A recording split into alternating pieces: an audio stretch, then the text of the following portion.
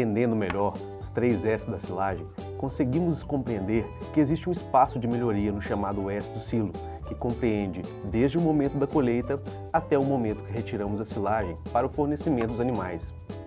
O primeiro apontamento que faço para darmos início à redução de perdas é sobre o dimensionamento do silo, que vai das dimensões propriamente dita até a escolha do local, do tipo de silo, acesso, logística de trato, proteção contra a entrada de animais invasores. Veja mais um trecho do bate-papo com Rafael Amaral, onde ele traz dicas de dimensionamento para você utilizar essas dicas de imediato no seu dia a dia no campo. Mas espera aí, se você está gostando do nosso conteúdo e se acha valor nessas informações, se inscreva na Ruminutri em suas redes sociais, comente, curta, compartilhe, divulgue essas informações com mais pessoas que sejam de interesse.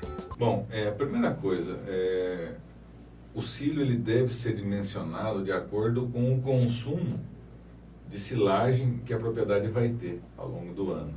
É claro que esse consumo ele pode ter variação, então a gente tem sempre que estar atento se houver variações, né, para a gente ter e respeitar uma fatia diária por dia, né?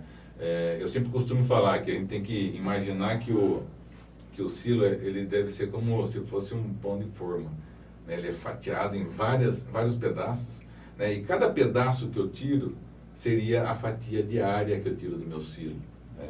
E essa fatia ela tem que ser aí mais ou menos de 30 centímetros por dia, né? Para uma silagem que ela fique bem manejada e que ela se mantenha preservada. Então a gente tem que olhar isso, né? E como que a gente faz para talvez dimensionar esse silo? A gente tem que então saber que pelo menos eu tenho que ter 30 centímetros de avanço, eu tenho que saber qual que é o consumo, né, desses meus animais.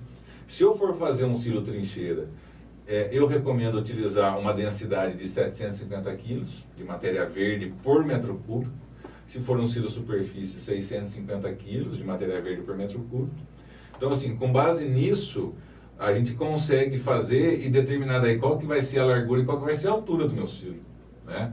Para eu, a hora que eu for, eu tenho um silo de largura tal, de altura tal, para eu ter um avanço mínimo de 30, isso vai me gerar, né, um volume X ali de forragem.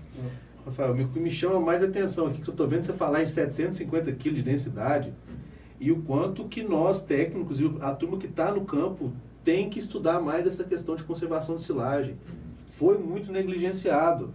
Lembro de na faculdade, em época de 2000, o pessoal falando em silagem de milho, 500 kg por metro cúbico a densidade. Você está falando 750.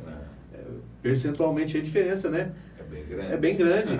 É inadmissível, na verdade, fazer uma silagem 500 de densidade hoje. Ela é muito ruim. Sim. E que já foi indicado no passado. Sim. E eu não estou, né, tão velho assim também não, né? Então é uma coisa recente, né? É importante se atentar, né? Bom, e aí essa questão do dimensionamento, né, com base nesses fatores, a gente consegue dimensionar o silo.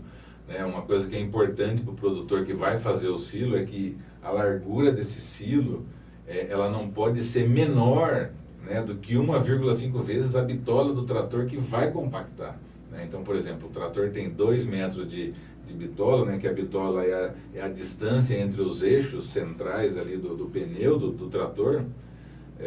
Se um trator tem 2 metros de bitola, esse meu silo ele tem que ter pelo menos 3 metros de largura, né? Para eu fazer uma boa compactação ao longo de todo esse silo, né? Então, assim, eu acho que isso daí é importante. A gente tem que tomar cuidado. Uma das coisas que a gente viu na região aqui, trabalhando com você, visitando algumas propriedades. Muitas propriedades aqui utilizam aí aquelas pedras de ardósia para fazer os silos, né? E tem muito produtor que, às vezes, assim, pelo o tamanho que existe aquela pedra de ardósia, todo mundo está fazendo um silo do mesmo tamanho, né? Só que, na verdade, ele tem que se atentar, porque, às vezes, ele está fazendo um silo muito grande, né, para ele, e ele vai ter um avanço muito lento. E o que vai acontecer com esse avanço lento? Vai ter oxigênio batendo ali, vai ter levedura começando a se desenvolver e depois o fungo filamentoso vai vir. Então, assim, o filé mignon da silagem, quem vai estar comendo vai ser levedura e fungo, né? E ainda tendo a possibilidade desse fungo filamentoso produzir uma micotoxina, né? Dar problema reprodutivo, né? Assim, reduzir a produção. Então, assim, tem que se atentar. É importante buscar um técnico, né? Falar, né, que os produtores eles tenham essa curiosidade de saber se o silo que ele tem ou do silo que ele vai fazer, se o tamanho é o adequado para a realidade dele, né? Porque assim, isso faz toda a diferença depois, por exemplo, numa produção de um animal.